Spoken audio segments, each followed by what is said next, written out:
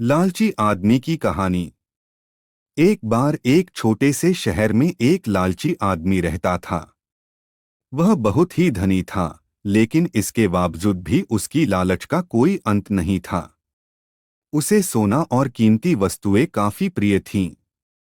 लेकिन एक बात जरूर थी कि वह अपनी बेटी को किसी भी चीज से ज्यादा प्यार करता था।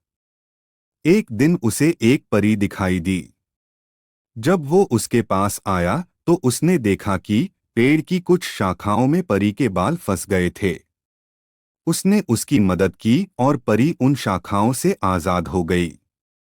लेकिन जैसे जैसे उसका लालच हावी हुआ, उसने महसूस किया कि उसके इस मदद के बदले में एक इच्छा मांगकर वो आसानी से अमीर बन सकता है।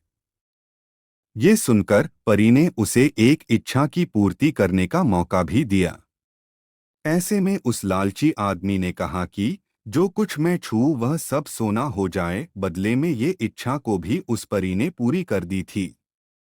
जब उसकी इच्छा पूर्ण हो गई, तब वो लालची आदमी अपनी पत्नी और बेटी को अपनी इच्छा के बारे में बताने के लिए घर भागा। उसने हर समय पत्थरों और कंकड़ को छूते हुए और उन्हें सोने में परिवर्तित होते देखा, जिसे देखकर वो बहुत ही खुश भी हुआ। घर पहुंचते ही उसकी बेटी उसका अभिवादन करने के लिए दौड़ी। जैसे ही वह उसे अपनी बाहों में लेने के लिए नीचे झुका, वह एक सोने की मूर्ति में बदल गई।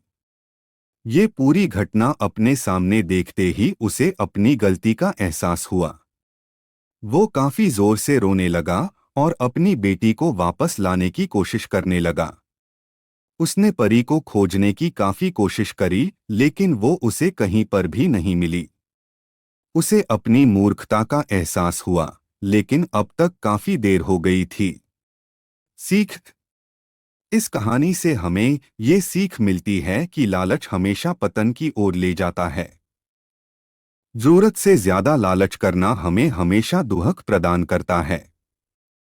आशा करते हैं कि आपको यह कहानी अच्छी लगी होगी। ऐसे ही कहानी सुनने के लिए हमारे चैनल को सब्सक्राइब करें।